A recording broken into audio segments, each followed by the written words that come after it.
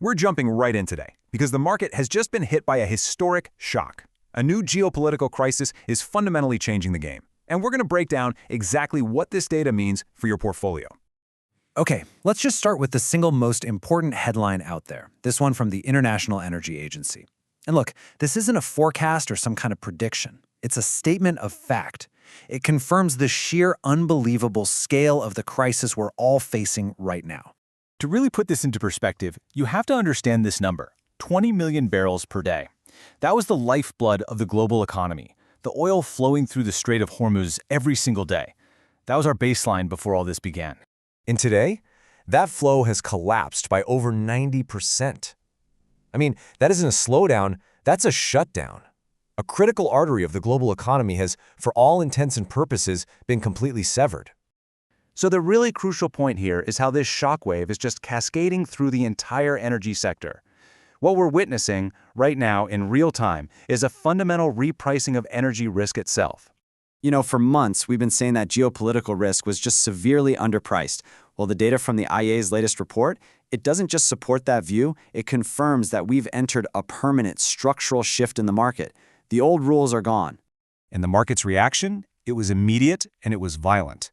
Just look at this. Brent crude prices spiked to nearly $120 a barrel, a level that has completely reset the entire inflation outlook for the rest of the year. But this goes so much deeper than just price. We are talking about a fundamental disruption to the actual physical supply chain. Production is being slashed, refineries are shutting their doors, and countries are now tapping their emergency reserves. This isn't some paper crisis on a trading screen, this is a real-world supply shock. And of course, this massive energy shock creates the next critical problem.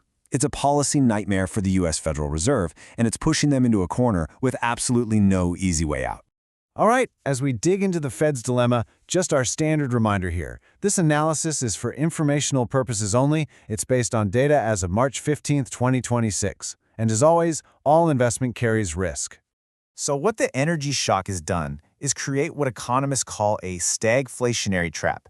And you need to understand, this is literally the Fed's worst-case scenario.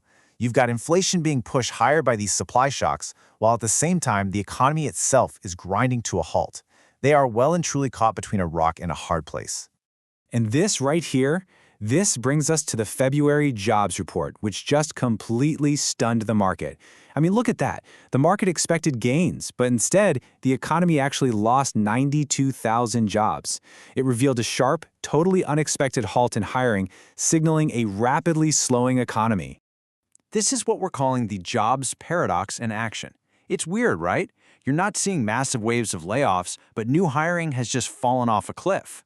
This is the slowing growth side of that stagflationary trap, and believe me, it has become the single most important variable for Fed policy. And the result of all this? The entire market narrative has shifted. I mean, the year started with everyone expecting a nice, easy easing cycle. Now, rate cuts are almost entirely off the table for 2026. The new reality is what they're calling a higher-for-longer trap. So the big question is, how are investors positioning for this new reality? Well, the data shows a clear and, frankly, a decisive rotation into the safety of hard assets. And first, here's a surprise for a lot of forecasters. The US dollar has remained incredibly strong. The bear market that everyone was calling for never happened. Instead, we've got these safe haven flows and those shifting rate expectations fueling a really powerful reversal of the 2025 downtrend. Now, all this uncertainty is driving a major repricing in precious metals. Just look at these revised targets from Wall Street. We're seeing huge institutions, JP Morgan, UBS, Deutsche Bank, all calling for gold to hit $6,000 or higher. This is not a minor adjustment, folks. This is a massive institutional shift. And this isn't just speculation. It reflects a really fundamental shift in thinking. As this quote from Kvorab says, gold is now seen as the only neutral debt-free asset in a world of endless government spending and skyrocketing geopolitical risk. It's a structural hedge, plain and simple. And at the same time, silver is benefiting from this incredibly powerful dual narrative. It's not just a monetary asset anymore. It's a critical industrial metal facing a structural supply deficit. It's absolutely essential for both the green energy transition and all this new AI infrastructure. So, let's wrap this up. The most crucial takeaway from all of this is that this is not a temporary crisis. What we are seeing is a structural change in market dynamics. We're in a new paradigm, one defined by permanent risk. So to summarize it all, geopolitical risk is no longer some tail risk you can ignore. It is a core feature of this market.